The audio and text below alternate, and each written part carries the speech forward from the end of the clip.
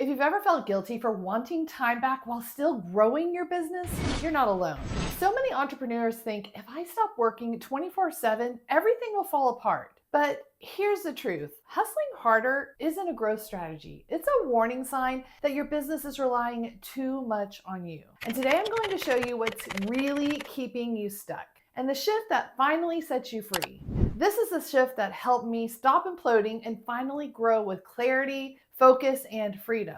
Drop a thumbs up in the comment if you've ever felt like more hours was the only way forward. Let's be honest, most of us were conditioned to believe that success is directly tied to how hard we work. That if something isn't growing fast enough, it must mean we're not working hard enough. I mean, think about it. We grew up hearing things like hard work pays off and no pain, no gain. And sure, there's truth in that, especially when you're starting out.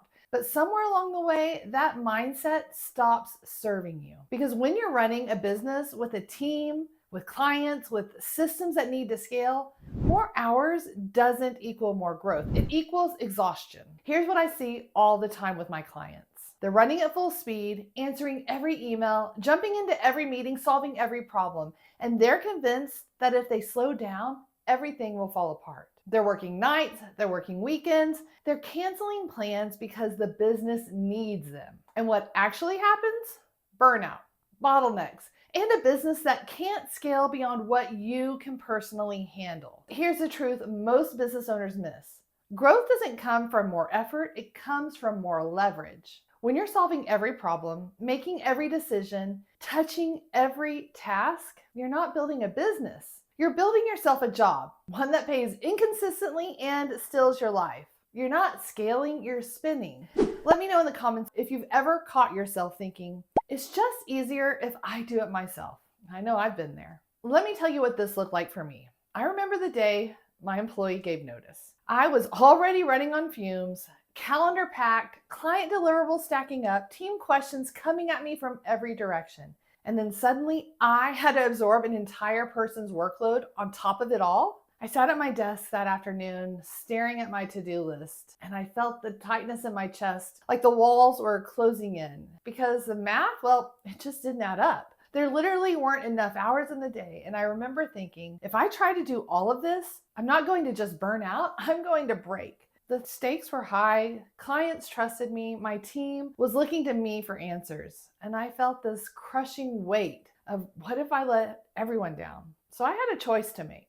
I had to get comfortable trusting others with tasks that I used to want to handle myself. I had to set boundaries and prioritize ruthlessly. I had to figure out which balls would bounce and which ones I needed to keep up in the air, and to let go of the things that weren't truly important.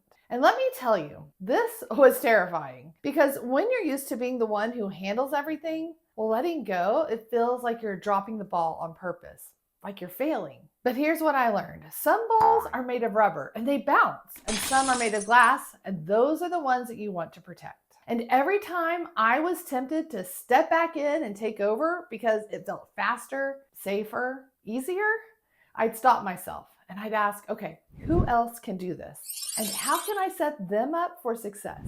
This shift changed everything. This wasn't about doing less for the sake of it. It was about protecting my ability to lead, to think clearly, to make the decisions that actually move the business forward, to scale without sacrificing everything that mattered. Because if I couldn't lead well, nothing else mattered. So here's what I learned and what I want you to understand today. The real problem isn't your work ethic. It's that you're still stuck in operator mode. Operator mode looks like this.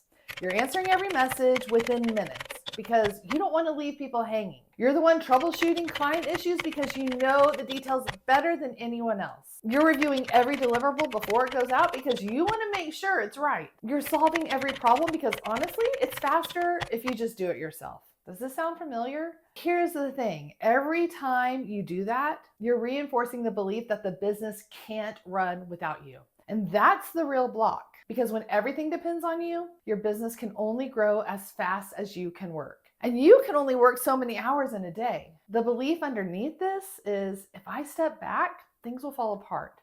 But that belief, it isn't truth, it's fear, and it's costing you your next level of growth. Here's the shift. You don't scale by doing more, you scale by leading differently. It's not about working less because you're lazy or checked out. It's about leading like a CEO instead of operating like the chief everything officer. It's about building a team that can think for themselves, creating systems that don't need your fingerprints on every single thing, and freeing yourself up to focus on the work that actually moves the business forward.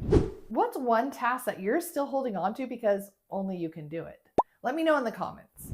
All right, here's your micro win for this week. And it's not about adding more to your plate. It's about looking at what you already have with fresh eyes. Look at your team and ask yourself 3 questions. 1, who has capacity? Who could take on more if you gave them a chance? Maybe someone's been in the same role for a while and they're ready for a stretch. Or maybe they've been asking for more responsibility and you've been too busy to notice. Okay, second question, who has capability? So who's already showing that they can handle more responsibility? Look for the people who are solving problems without being asked, the ones who are stepping up when things get chaotic, the ones who make your life easier, not harder. And question number 3, who has passion and interest? Who's motivated to grow and would thrive with a new challenge? Because here's the thing, capability without interest, well, it can lead to resentment. But when someone wants to grow, well, that's when the magic happens. For the people who are passionate and interested, give them one small task to build their capability and your trust. But here's the key. Understand what motivates them and align the task with that motivation. If someone's excited about growth and development, don't just hand them the scheduling and say, here, you're in charge of this now. Show them how mastering that task opens a door to bigger opportunities. Position it as part of their career growth, not just another to-do. That's how you create win-wins, but that's also how you grow sustainably. It's not about dumping tasks. It's about developing leaders, other owners in your business. And when you do that, you're not just freeing up your time, you're building a team that can scale with you. So what becomes possible when you step out of operator mode and into strategic leadership? When you step into that CEO mode that we've been talking about? Well, you stop being the bottleneck.